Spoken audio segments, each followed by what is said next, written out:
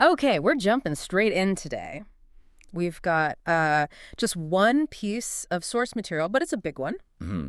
An official announcement really just landed, shaking things up a bit in pro golf. Yeah, And it's not just, logistics, it's making a statement.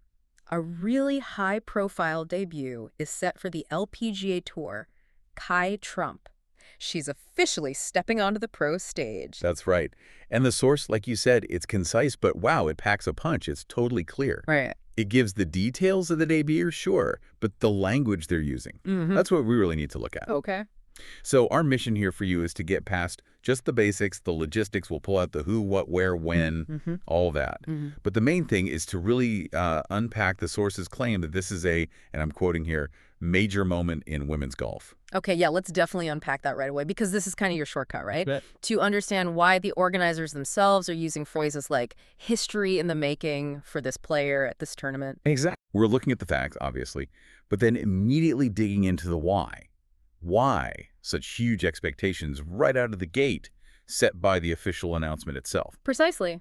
Because, when a tour frames a debut like this, it suggests there's something underneath. Achievements, circumstances maybe, that make them think this level of attention is warranted from day one. Right. We need to see if the substance actually backs up the hype. Okay, so let's start with the hard facts. What we know for sure. Source confirms it. No maybes about it. Kai Trump's official LPGA Tour debut. Yeah. Confirmed. Yep. So what are those key coordinates, the logistics we need to nail down? Okay, we've got all the essentials right here. The event. It's the Annika driven by Gainbridge at Pelican. Okay. The Annika. The timing puts the debut pretty late in the season, actually, November 10th to 16th. Right at the end. And the place is the Pelican Golf Club in Belleair, Florida. Got it. So you've got the player, the dates, the specific place, and importantly, the specific high-profile tournament. And this is where, like you said, the logistics start to blend with the story they're trying to tell. We have to talk about the event name, the Annika. Mm-hmm. Now, look, even if someone doesn't know all of Annika Sorenstam's, 72 LPGA wins, Mm-hmm. just having her name on it, that association with a legend, what kind of, let's say, technical weight does that add instantly to a debut? Oh, it adds immediate, definitely measurable prestige. Making your debut at a tournament named after, well, arguably one of the greatest ever, that's just fundamentally different than starting at, a standard tour stop. Sure. But maybe more technically, the Annika tournament itself. Mhm. It's a desirable event, it's got a limited field, and it's late in the year. Okay, that's a really key point for listeners to get. Why does limited field matter so much, especially for a pro debut? Well, because it usually means you had to earn your way in somehow beyond just signing up. Unlike maybe a typical open event with the big field, a limited field often means the entry bar is higher. Maybe there's a tougher qualification standard, or players get in based on ranking, past wins, or sometimes special sponsor exemptions. Oh, okay. Those exemptions are often saved for, perceived high-value talent. Right.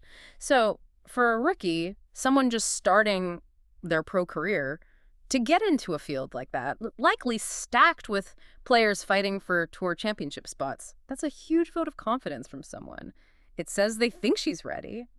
It sets the stage for elite golf immediately. It's not like dipping a toe in the water. It's jumping straight into the deep end with the very best swimmers. Right. It's not just a name on the tournament. It's like a quality filter.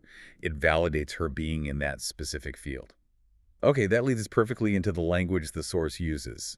This is really the core of our deep dive, I think. Yeah. The official announcement doesn't just say she's debuting. It calls it, again, a major moment in women's golf. I mean, that's a massive claim to make. It really is. It's a declaration of importance, right?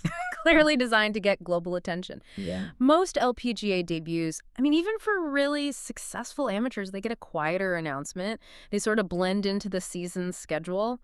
But the source here is framing this before it even happens, suggesting it's going to have this immediate high visibility, way beyond what you'd normally expect for a rookie. Okay, I have to ask this, looking critically at the source. What could possibly justify that level of confidence? If the press release itself is calling it a major moment, what facts, even if they're just implied, would need to be true about Kai Trump's status or her recent play, to make that statement sound credible to people who follow golf closely? That's the absolute key question, isn't it? For that claim to have any real weight, the player probably needs to be coming in with an exceptional record. Like maybe she just crushed it at LPGA Q school, earned really high status, category 15 or something. Okay. Or maybe she had a world amateur golf ranking that consistently put her among the very best globally for a while. Right, something concrete. Exactly.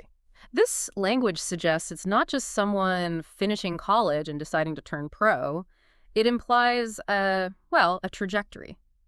An expectation of dominance, maybe. Perhaps she's been getting national golf media attention for years already because of standout junior or college performances. The organizers are basically betting that those implied achievements are real and that they'll deliver the viewership and attention they're promising with this announcement. So they're not just marketing potential, they're marketing proven potential, or at least framing it that way. And then they double down on that pressure, those expectations. But the second key phrase, referring to her as representing the next generation of elite talent. Yeah. That word elite, especially for someone making their professional debut, it's heavy. Oh, it's incredibly high-stakes positioning. Think about it in the context of the LPGA's history. When they use a phrase like next generation of elite talent, they're kind of implicitly putting her in a very small, very exclusive club. You immediately think of players like, say, Lexi Thompson or Nelly Korda, who came onto the tour with similar massive hype and, crucially, lived up to it almost immediately. The source is basically demanding that you, the listener, hold this player to that same standard right away, a standard of immediate excellence. And doesn't that standard raise a big question? What's the risk in framing a debut this way? This isn't just your standard introductory press release. It feels like manufactured pressure. The risk is definitely enormous, but, so is the potential commercial reward if she actually performs well under that spotlight. True. By calling her elite talent right off the bat, the source essentially turns her first round, her first few holes even, into an immediate referendum. Wow. Every swing she takes, every birdie she makes, and maybe more importantly, every bogey. It won't just be seen as a rookie learning the ropes. It'll be analyzed as some kind of statement on the future of the sport. It's arguably a brilliant move for generating buzz, media coverage, ticket sales, but it absolutely guarantees that this player is going to face a level of scrutiny that most seasoned tour veterans only really experience during, the final round of a major championship. It forces a narrative where every single part of the debut has to feel significant. And when you add in the location Belleair, Florida, does that specific place add anything? Yeah. Any cultural or financial weight to it? Oh, absolutely. Florida, and especially that Tampa Bay area, it's a major hub for professional golf. Cool. They host tons of high-profile events there. Plus, it's a really key state for corporate sponsors wanting visibility and for media presence. So having the debut in a high-visibility, geographically strategic place like that, it helps ensure maximum attendance, maximum domestic media pickup. Yeah. It basically reinforces their claims that this is a major moment. Gotcha. It feels like a very deliberate choice of venue to maximize the impact they're going for with this announcement. That makes total sense. Yeah. So it's the combination of everything, this specific player with the famous name, the quality of the Annika event, the strategic Florida location, the late season timing, and it's all wrapped up in this really bold language. Yeah. That's what the source is selling as history in the making. Yeah. It's like a meticulously built event narrative. It is, exactly. The announcement itself reads less like just a schedule update and more like a commercial promise. Yeah. They aren't just reporting the facts. They're actively building the perceived importance, the magnitude of the event before it even starts. They're laying out the case for why this convergence of factors justifies all the attention they want it to get. And that leads right into that call to action they included, doesn't it? Yeah. Don't miss history in the making. That feels like the final piece of proof that the organizers are, actively managing these super high expectations and trying to whip up maximum public interest. It's the ultimate sales pitch. It confirms their strategy for sure. The LPGA, any pro sports league, it thrives on star power and compelling stories.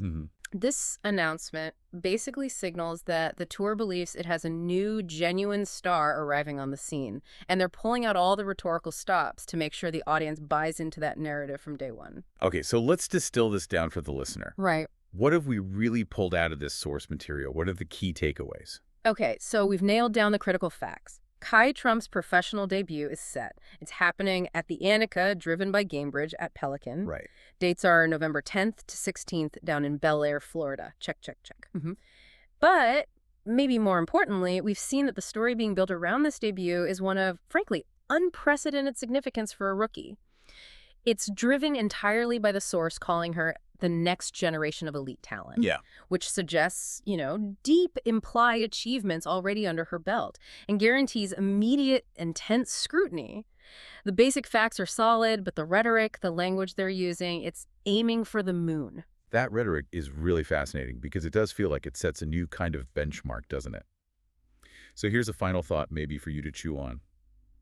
Given the exact language used in this official announcement, the explicit labeling of this one debut as a major moment, backed by all this intense hype, what kind of lasting effect might this have? How might it change the way the LPGA showcases future elite talent in the years to come? That's a great question. Will every highly touted rookie now need this level of media prepackaging just to get noticed? It certainly could raise the bar, couldn't it, for every young player coming onto the tour? The sort of old idea of quietly earning your stripes over time? Well, that might become harder if this highly commercialized, high-hype model proves really successful for them. Something to watch, definitely. Well, thank you for joining us for this deep dive into the source. We hope you feel fully briefed and ready to watch what's being framed as not just another golf tournament, but a potentially very carefully curated moment in sports marketing.